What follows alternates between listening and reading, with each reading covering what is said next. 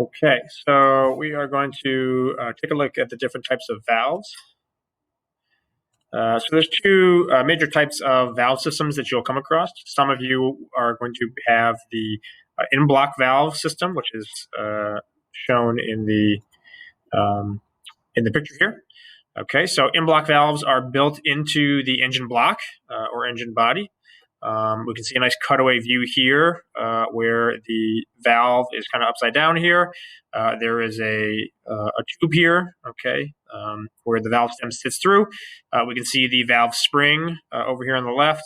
And then we can actually see our follower and camshaft poking down in here. So as we were talking about in the last slide, where the camshaft is turning and it's actually pushing on this follower, which is then going to push on the end of the valve, overcoming the power of the spring, and then it's going to open the valve up in here in the top of the engine, again, either allowing fuel to come in or exhaust to come out.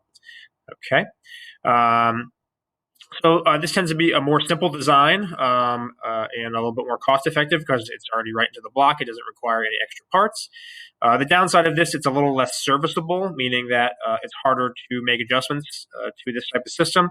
And overall, it's a little bit less efficient because we have fuel coming up and over to the side of the piston. The other system, overhead valves, are going to place the valves directly over the piston, so there's less room to travel, and they tend to run a little bit more efficiently with better power. Okay, so a special tool is required to remove these springs. There are spring compressors that we'll use to kind of squeeze the spring down. And then there is a specialty retaining clip. You can see it in the top right picture here. It's a round kind of clip. There's actually two different size holes there. One is in the center, a smaller hole, and then there's a larger hole that's offset to one side. In order to get this out, what you'll need to do is compress the spring with a tool. Compress the spring with a tool, and that will relieve the pressure off of the clip here. You'll need to get the tool in between this clip and the top and bottom of the spring.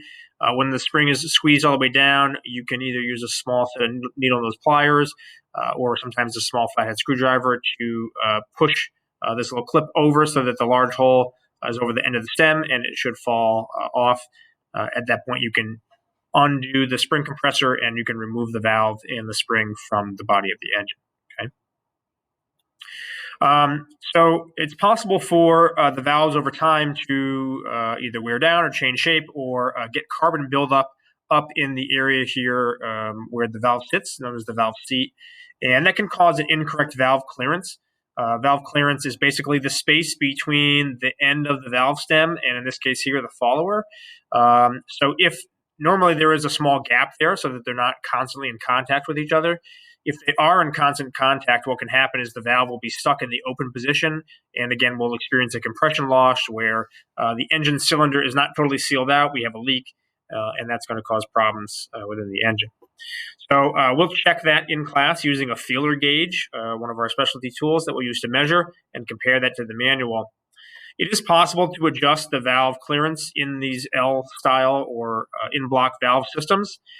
Some larger single-cylinder engines, like the ones you might find on a large tractor, do have an actual adjustment screw.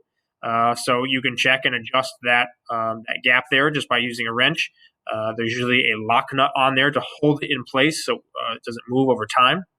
But for other ones, the smaller cylinder sizes that have a stem that looks like the one in the upper right-hand picture, here you would actually have to take out the valve stem and grind it down with some sandpaper or with an electric grinder. You don't want to take too much off. We're talking about a couple thousandths of an inch is all we need. So, just a few touches on the wheel, would put it back in and inspect it to see if it's now seating properly and at the correct gap. The other type of valve system that you'll come across is what's known as overhead valves. There are three different styles of overhead valves or overhead system setups. We have overhead valves, which is the center picture here, which is the most common one that you'll find. We have overhead cam, which is the style here where the camshaft is actually in the top of the engine instead of in the inside of the engine. That's fairly uncommon, but it does exist. And then we also have the in-block valves, the picture on the left here that we've talked about already. Okay. So the benefit of overhead valves is that the valve stems are placed directly over the piston. There's less distance for the fuel and exhaust to travel. Everything's in a nice straight line. And again, this tends to produce better power and higher efficiency in engines because of that overhead setup. The downfall of an overhead system is that we have a few extra parts. We have a rocker arm, which is kind of like a little seesaw or pivoting piece. We have a push rod as well. And then all of the pieces for the overhead system are kind of housed in or built into the head of the engine. So that makes the head of the engine a bit larger, but it does make them a bit more accessible should there be a problem. Okay. In order to adjust the overhead valves, what we would do is there is an adjustment nut that sits on the top of the rocker arm right here. That's going to allow us to adjust the pressure and the height of that rocker arm. Again, there should be a slight gap between where the rocker arm pushes on the valve stem to open and close the valve. If it is too tight, then again, the valve will be stuck open. If it's too loose, we can have an opposite problem where the valve does not open enough. It's also possible for the push rod to get loose and fall into the engine crankcase if the rocker arm is not adjusted properly. That can be catastrophic, where we now have an engine moving and we have this free piece in there. That rod can get crushed and mangled, or it can actually can get hit so hard that it can come flying out of the side of the engine, which would be a major problem. So.